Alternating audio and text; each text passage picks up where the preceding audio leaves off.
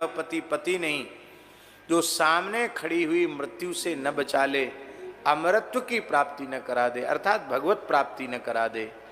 भगवत प्राप्ति में ही इन सब संबंधों की सार्थकता है। बोलो भक्तवत्सल भगवान की। परमहंसों की चर्या को ऋषभदेव जी महाराज ने प्रकट किया। इनके चरित्र की नकल संभव नहीं है, इसलिए नकल करने का निषेध किया गया। राजर्षि भरत जी का चरित्र है। आपके ज्येष्ठ पुत्र भरत जी 1 करोड़ वर्ष तक आपने शासन किया और अंत में वैराग्य हो गया। इनके वैराग्य की कथा बड़ी विलक्षण है। समय तो है नहीं, लेकिन फिर भी एकदम नई कथा है, इसलिए हम कह देते हैं। ये थे तो भगवान के महान भक्त, पर 1 करोड़ वर्ष का शासन इनका हुआ और 1 करोड़ वर्ष तक ये युवा ही थे, एक भी बाल पका नहीं था। इसलिए सुखदेव जी ने लिखा है, जहु युवैव मलवदुत्तम श्लोक लालसा। युवावस्था में एकदम पूर्ण युवावस्था थी आपकी, जैसे कोई 20-25 साल का युवक हो, ऐसी अवस्था थी आपकी। उस समय आपने संसार का त्याग कर दिया, भजन में लग गए। इतने प्रतापी राजा थे राजर्षि भरत कि सुखदेव जी महाराज लिख रहे हैं, अजनाभ नामई तद वर्षम यत आरभ्य भारत मिति व्यपदिशंति। इस देश का नाम अजनाभ वर्ष था पहले। भरत जी का चरित्र इतना पवित्र हुआ कि इनके चक्रवर्ती सम्राट बनने के बाद इस देश का नाम भारतवर्ष पड़ गया, भरत जी के नाम से। तो भरत जी के मन में आया कि हमारे जैसा चक्रवर्ती सम्राट अब तक कोई धरती पर हुआ ही नहीं होगा। थोड़ा उनको गुमान आ गया, अहंकार आ गया। तो भगवान ने नारद जी को भेज दिया। नारद जी पधारे तो राजर्षि भरत ने उनके चरणों में प्रणाम किया, अर्घ पाद्य मधुपर्क आदि निवेदित किया, प्रार्थना की, भगवान आप ने बड़ी कृपा की, यहाँ पधारे और आप तो निरंतर विचरते ही रहते हैं। आपकी आयु बहुत बड़ी है, आप साक्षात ब्रह्मा जी के मानस पुत्र हैं। न जाने कितनी बार सृष्टि आपके सामने बनी बिगड़ी। आपने तो ब्रह्मांड में घूम घूम कर बहुत कुछ देखा होगा। हाँ, बहुत देखा, बहुत उत्पत्ति प्रलय के खेल हमने देखे, नाटक देखे। अच्छा, तो उनके तो मन में बात छिपी हुई थी ना। बोले भगवान, पहले इस देश का नाम अजनाव वर्ष था, इस सेवक के नाम से अब भारतवर्ष के नाम से। हाँ राजन, आपकी कीर्ति भी छाई हुई है। तो थोड़ा सकुचाते हुए से राजर्षि भरत जी ने पूछा कि हे नारद जी, देवर्षि जी, आप कृपा करके यह बताइए, मेरे जैसा प्रतापी कोई चक्रवर्ती सम्राट इतिहास में कोई देखा सुना गया क्या? नारद जी बोले,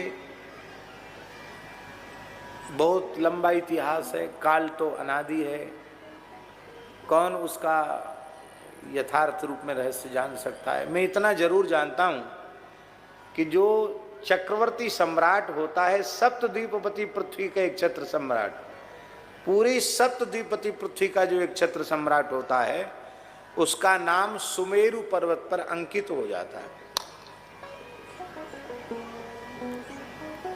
तो पूरा पता तो वहां जाने के बाद चलेगा। वहां गिनती किया जाए कितने नाम हैं, कितने नाम अंकित हैं और तुम्हारा नाम किस नंबर पर है, वहां सही परीक्षा तो वहां होगी। भरत जी बोले, इसमें कौन सी बड़ी बात, अभी जाते हैं। महान सिद्ध तो थे ही, अपने योग बल से तत्काल वहां पहुंचे, तपोबल से, योग बल से वहां पहुंचे। तो स्वर्णमय सुमेरु पर्वत का पूरा शिखर, उसमें लाखों नाम राजाओं के लिखे हुए थे, चक्रवर्ती सम्राटों के, हजारों नहीं, सैकड़ों नहीं, लाखों। कितनी बार भारत क्या क्या नहीं हुआ। सृष्टि तो बहुत बार बनी बिगड़ी, बेचारे घूमते घूमते पढ़ते पढ़ते देखते देखते निराश हो गए, बोले इसमें हमारा नाम तो कहीं नहीं है। हम सोच रहे थे सबसे बड़े सम्राट हम ही हैं, हमारा नाम तो कहीं नहीं है। बड़े निराश हो गए, अरे हमारा नाम नहीं लिखा यहाँ, इतने लोगों का लिखा तो हमसे कोई बैर थोड़ी है। इसका मतलब हम सबसे हल्की क्वालिटी के चक्रवर्ती सम्राट हुए, अहंकार उनका कम हो गया। नारद जी ने कहा नहीं नहीं राजन, नारद जी प्रकट हुए, राजन प्रयास कीजिए आपका भी नाम कहीं होगा। एक कोने में एक जगह लिखा था सम्राट भरत, बस इतना ही लिखा था और कोई आगे पीछे विशेषण नहीं लगा था। अरे बोले ये काल तो अनंत है, कितने बड़े से बड़े लोग पैदा होते हैं, मर मिट जाते हैं। इन लाखों नामों में कितने नाम हैं जिनको लोग जानते हैं, सब नाम रूप मिथ्या है, कुछ नहीं, सब झूठा है। यही बात सत्य है। मरने के बाद सब कंधा देख करके जब चलते हैं तो क्या कहते हैं, राम नाम सत्य है, सत्य बोलो गत्य है। तुमने जो कुछ नाम कमाया, धन कमाया, सब झूठा है, राम जी का नाम ही सत्य। अरे बोले जब राम नाम ही सत्य है तो इस झूठे पद प्रतिष्ठा के अहंकार में क्यों फंसना। वहां से आए लौट के तो जहु युवई व मलबत, एकदम त्याग दिया और पुलहाश्रम में जाकर भजन करने लगे। भजन करने वाले को कितना सावधान होना चाहिए, त्याग करने वाले को कितना सावधान होना चाहिए। एक मृग शावक में आसक्ति आपकी हो गई और मृत्यु के समय उस मृग का चिंतन हो गया तो अंते मति सा गति, मृग का चिंतन हुआ तो मृग में शरीर में भी चले गए। हम लोगों को इतना सावधान रहना कि मरते समय किसी का चिंतन न बने। धन का चिंतन होगा तो सांप बनना पड़ेगा, और किसी में बहुत ज्यादा मोह ममता होगी तो प्रेत बनना पड़ेगा। किसी के प्रति भयंकर बैर होगा तो भी प्रेत बनना पड़ेगा। किसी के प्रति बैर लेके मर गए तो प्रेत बनना पड़ेगा। किसी के प्रति ज्यादा प्रेम हो गया तो प्रेत बनना पड़ेगा। एक सत्य घटना सुनाए हम आपको। एक सास अपनी बहू से बहुत प्रेम करती थी, अकेली बहू, इतना प्रेम करती थी सास अपनी बहू से, उसको कोई काम नहीं करने देती, सब खुद करती। कहती बहू रानी तुम तो बैठी रहो, बस प्रसन्न रहो, तुम कुछ मत करो। फिर भी बहू बहुत शील संपन्न थी, सास के चरण भी दबाती थी, सेवा भी करती थी। सास बहू में प्रेम बहुत ज्यादा था। सास मर गई, कब किसकी मौत आ जाए कोई पता नहीं। और बहुत अच्छी थी सास, पर अपनी बहू में बहुत अधिक ममता आसक्ति होने के कारण उसको प्रेत शरीर मिल गया।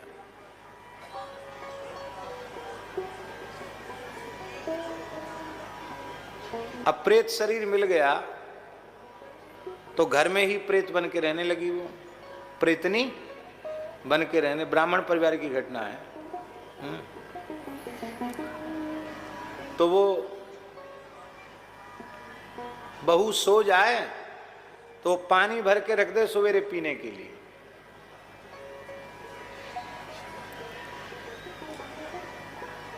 और रसोई बन जाए तो रसोई में जो मंजने वाले बर्तन हैं ना, वो सब चल करके पहुंच जाए मंजने वाले स्थान पर, मंजने लग जाए। दिखाई कोई नहीं पड़ रहा, बर्तन मंजने हैं, झाड़ू लग रही है। ये प्रत्यक्ष घटना।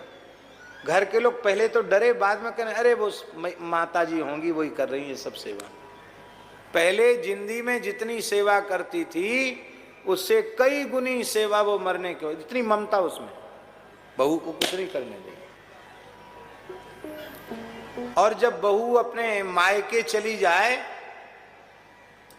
तो एक दिन दो दिन तो बीत जाए, तीसरे दिन वो सास उसके भीतर प्रविष्ट हो जाए, आवेश आ जाए, फिर भागे वहीं से अपने घर। अरे पूरी गृहस्थी बिगड़ जाएगी, हमारी बहू यहां कैसे आ गई। बाद में फिर गया श्राद्ध करा के, भागवत जी करा के, जैसे तैसे उसकी मुक्ति भई। तो अत्यंत आसक्ति के कारण भी प्रेत बनना पड़ता है और अत्यंत बैर के कारण भी प्रेत योनि में जाना पड़ता है। किसी में ममता ना हो। तुलसी ममता राम सो, समता सब संसार। पलसाना वाले महंत जी धरा करके विराजे। तुलसी ममता राम सो, समता सब संसार। राग न रोष न दोष दुख, दास भय भव पार। राम जी में ममता होना चाहिए।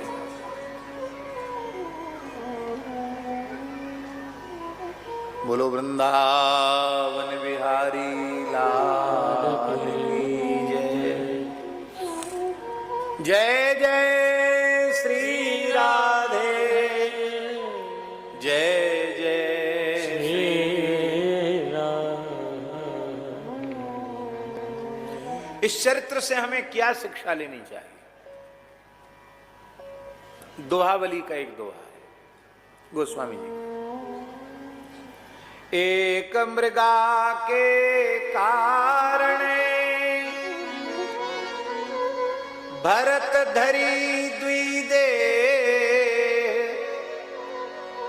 तुलसी उनकी कौन गति, जिनके नाने।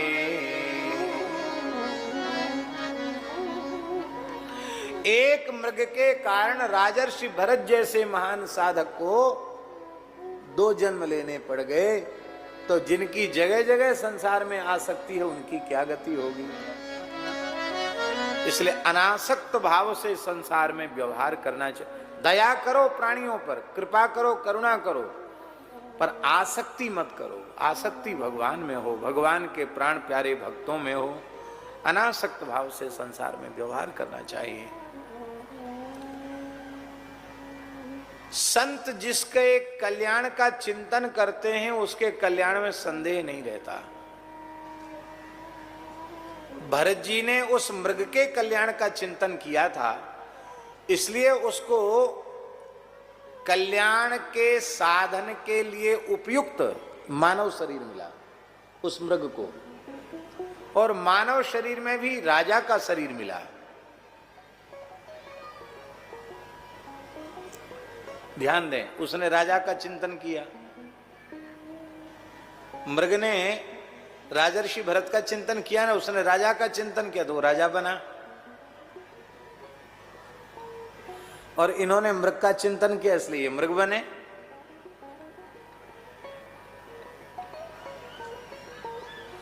वो सिंधु सौवीर देश का राजा हुआ और राजा ही नहीं हुआ, उसके मन में ज्ञान प्राप्ति का सद्विचार जागृत हुआ। भगवत तत्व को जानने की इच्छा उत्पन्न हुई, जिज्ञासा उत्पन्न हुई।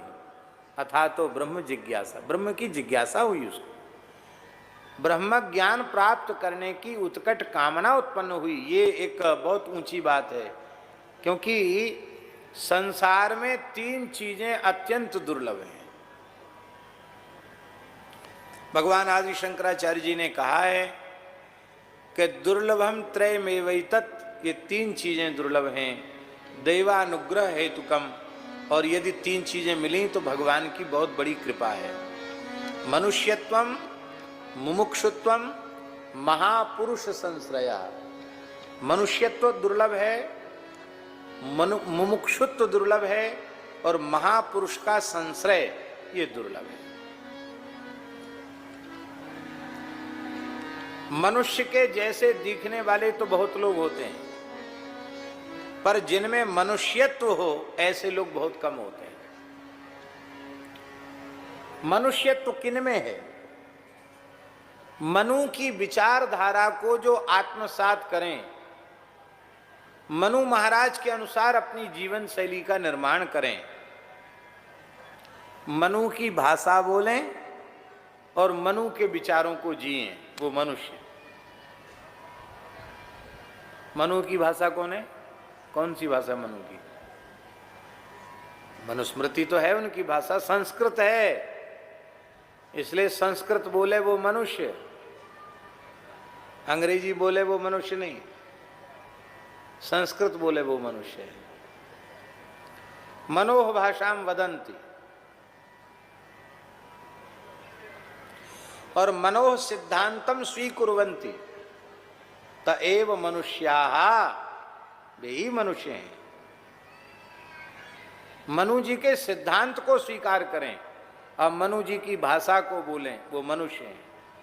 इसलिए हम सबकी मूल भाषा संस्कृत है, हमें संस्कृत बोलनी, संस्कृत समझनी जरूर आनी चाहिए।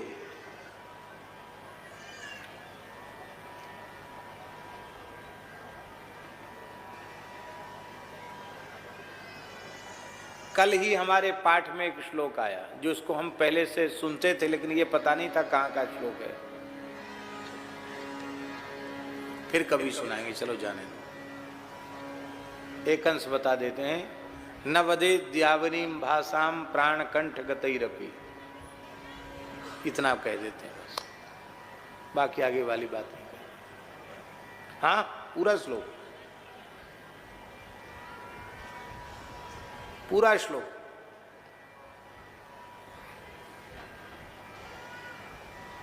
हमने श्लोक संख्या, अध्याय संख्या सब लिखी है।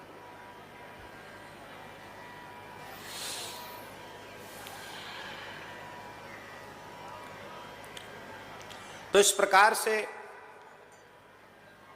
क्या कह रहे थे? हाँ, मनु जी के विचार, मनु जी का विचार, मनु जी के सिद्धांत को जो स्वीकार करे वो मनुष्य है। तो मनुष्य तो बहुत से दिखाई पड़ते हैं हाथ पैर वाले, पर जिनमें मनुष्यता हो ऐसे लोग बहुत कम होते हैं। पर जिनमें मनुष्य,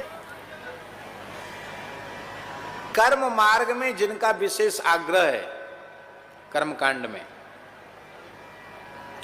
निष्काम कर्मयोग नहीं, कर्मकांड के मार्ग में जिनका विशेष आग्रह है,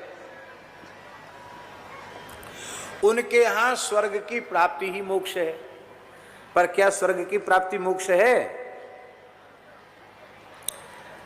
ते त्वं भुक्त्वा स्वर्गलोकम विशालम क्षीणे पुण्य मर्त्यलोकम विशन्ति, स्वर्ग की प्राप्ति मोक्ष तो नहीं है। पर वे कर्म कांड में जिनकी बुद्धि फंसी हुई है, वो पशु याग आदि करके और स्वर्ग की प्राप्ति करना, बस इसी को अपना विष्ट मानते हैं, उनमें मुमुक्षुत्व तो नहीं होता। वो तो कहते वेदांत वेदांत नहीं पढ़ना चाहिए, ब्रह्म सूत्र, गीता, उपनिषद, ये सब उनको फुर्सत ही नहीं उनको पढ़ने की। कहते नहीं, इतना ही सब कुछ है जो हम कर रहे हैं, बस यही सब कुछ है। उन इष्टियों से ही उनको अवकाश नहीं मिलता। तो मनुष्यत्व तो उनमें है, मनु जी की भाषा भी बोलते, मनु के सिद्धांत को भी मानते हैं, पर मुमुक्षुत्व तो उनमें नहीं है। उसी कर्म के जाल से वे बंधे हुए हैं। याम इमाम पुष्पिताम वाचाम प्रबदन्त्यविपृष्टिता, ये पुष्पित वाच है, इसी में भटकते रहते हैं।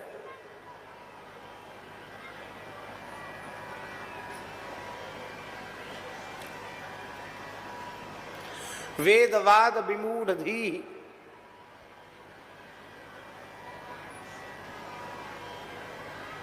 इसलिए भगवान तदा गंतास निर्वेदम श्रोतव्यस्य श्रुतस्य च, यदा गंतास निर्वेदम श्रोतव्यस्य श्रुतस्य च, ये सब बात इसलिए कही गई।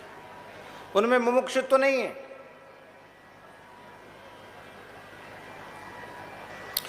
कई बार किसी भाग्यशाली में मुमुक्षुत्व भी आ जाता है, सौभाग्य से, पूर्व संस्कार से, तो उनको कोई ऐसे मुक्त महापुरुष नहीं मिल पाते हैं जिनका आश्रय लेकर वे आगे बढ़ जाएं। कई बार वे ठगाए जाते हैं। ये तीन चीजें बड़ी दुर्लभ हैं। पर महाराज जी, यदि हमसे पूछो तो ना तो मनुष्यत्व दुर्लभ है, ना मुमुक्षुत्व दुर्लभ है, महापुरुष का संश्रय ही दुर्लभ है। महापुरुष मिल जाएं तो मनुष्यत्व आ जाएगा, मुमुक्षुत्व भी आ जाएगा। हमारे जीवन में कोई महापुरुष आ जाएं। महापुरुष तो जीवन में आते हैं, पर हमको पहचानने की शक्ति नहीं है। पहचानने की शक्ति आएगी नाम जप से, पहचानने की शक्ति आएगी गीता, भागवत, रामायण आदि हमारे जो धर्म ग्रंथ हैं उनके स्वाध्याय से, सत्संग से हमको सामर्थ्य आएगी। हम समझेंगे कि हमारे जीवन का परम लाभ किन महापुरुष के चरणाश्रय में है। सबको समझ नहीं होती, इसलिए भगवान से और कुछ मत मांगो, पर यह अवश्य मांगो कि हे नाथ, जीवन की अंतिम श्वास तक आप महापुरुषों का संग हमको देते रहिए, सत्पुरुषों का संग देते रहिए। बस इसी में हमारा मानव जन्म सफल हो जाएगा। शंकर जी क्या कह रहे हैं? बार बार बर मांगी हूं, हरसि देहु श्री रंग, पद सरोज अनपायनी, भक्ति सदा सत्संग। बोलो भक्तवत्सल भगवान की जय। और ये महापुरुष संश्रय जो है, इसी को प्रमाणित कर रहे हैं श्री भरत जी महाराज। जड़ भरत जी महाराज, वो जो सिंधु सौवीर देश का राजा है ना, वो पूर्वजन्म का मृग ही था, उसको उपदेश कर रहे हैं रहुगण को।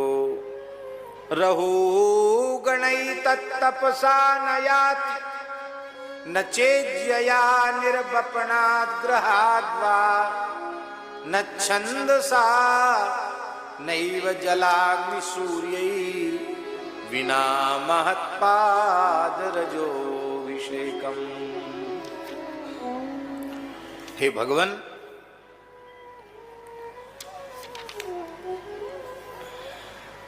हे रहुगण, जिस ज्ञान को तुम प्राप्त करना चाहते हो, तत्तपसा न याति, वो तपस्या से प्राप्त नहीं होता, यज्ञ से प्राप्त नहीं होता, निर्वपणाद् गृहाद् वा। विविध याज्ञिक इष्टियों को करने से भी नहीं, निर्वपण से, श्रुत यज्ञ करने से, घर छोड़ देने से भी नहीं, अग्नि, सूर्य, जल आदि की उपासना करने से भी नहीं। वह तत्व ज्ञान महत्पुरुषों की चरण रज में अभिषेक करने से प्राप्त होता है। महापुरुषों के बिना उसका, जड़ भरत जी की कृपा से रहुगण को मोक्ष लाभ प्राप्त हो गया, वो जीवन मुक्त होकर के विचरने लग गया। बोलो भक्तवत्सल भगवान की जय।